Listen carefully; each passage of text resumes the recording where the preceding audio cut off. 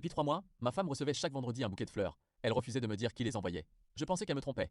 Alors un vendredi, j'ai suivi le livreur. Et ce que j'ai découvert n'avait absolument rien à voir avec un amant. Je m'appelle Julien. Camille et moi étions mariés depuis 8 ans. Notre couple était loin d'être parfait, mais nous avions construit une vie tranquille ensemble. Je pensais connaître ma femme par cœur. Puis, un vendredi matin, un livreur a sonné à notre porte. Il tenait un magnifique bouquet de fleurs. Il a demandé Camille. Je lui ai tendu le bouquet et j'ai demandé à ma femme, c'est qui? Elle a regardé les fleurs quelques secondes avant de répondre, je ne sais pas. J'ai cru qu'elle plaisantait. Mais le vendredi suivant, un autre bouquet est arrivé, puis encore un autre la semaine d'après. Toujours le même jour, toujours de magnifiques fleurs. Et chaque fois, Camille lisait la petite carte attachée au bouquet avant de la ranger immédiatement dans un tiroir. Au début, je n'y ai pas vraiment prêté attention. Puis j'ai commencé à me poser des questions. Pourquoi quelqu'un lui envoyait-il des fleurs chaque semaine? Et surtout, pourquoi refusait-elle de me montrer les cartes? J'ai commencé à imaginer toutes sortes de choses. Un collègue, un ancien amoureux, quelqu'un qu'elle aurait rencontré sans me le dire. Plus j'y pensais, plus je devenais méfiant. Un soir, je lui ai finalement demandé, est-ce que tu me trompes? Elle m'a regardé avec des yeux remplis de tristesse. Puis elle m'a répondu, non, mais je ne peux pas encore t'expliquer. Cette réponse ne m'a pas rassuré, au contraire.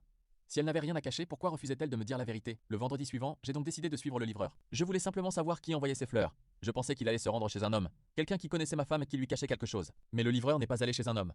Il s'est arrêté devant une petite maison de retraite. J'ai attendu quelques secondes avant de le suivre à l'intérieur. Et là, j'ai vu Camille.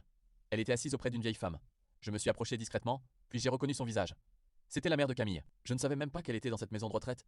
Camille ne m'en avait jamais parlé. Je suis resté à distance et j'ai observé la scène. Camille a ouvert le bouquet et a sorti la petite carte. Elle l'a donnée à sa mère.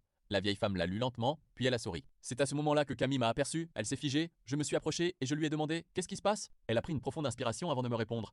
Ma mère est malade. Elle perd progressivement la mémoire. Et depuis quelques mois, elle commence à oublier certaines choses de notre vie. J'ai regardé sa mère. Elle me fixait avec un sourire doux, mais son regard semblait chercher quelque chose qu'elle ne retrouvait plus. Camille m'a expliqué qu'elle avait demandé au fleuriste d'envoyer un bouquet chaque vendredi.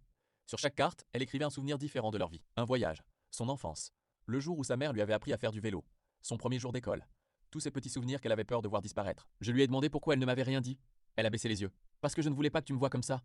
Je passe mon temps à faire semblant d'être forte, mais j'ai peur de perdre ma mère alors qu'elle est encore là. Je suis resté sans voix.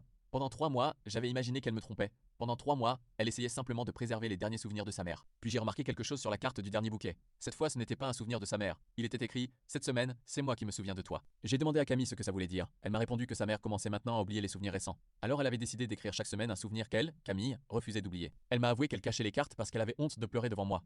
Je lui ai pris la main et je lui ai dit « Tu n'avais pas besoin de porter ça toute seule ». Elle s'est mise à pleurer. Je l'ai serrée contre moi, et pour la première fois depuis 3 mois, elle ne cherchait plus à cacher ce qu'elle ressentait. Le vendredi suivant, un nouveau bouquet est arrivé chez nous. Camille m'a regardé avant d'ouvrir la carte, puis elle me l'a tendu. Il y avait simplement écrit « Cette fois c'est pour toi, merci d'être resté ». J'ai compris ce jour-là qu'on peut parfois confondre un secret avec une trahison, alors que la personne qu'on aime essaie simplement de protéger quelque chose qu'elle est sur le point de perdre. Merci pour vos abonnements. Si vous aimez les histoires où les apparences cachent toujours quelque chose, abonnez-vous. La prochaine pourrait bien vous surprendre.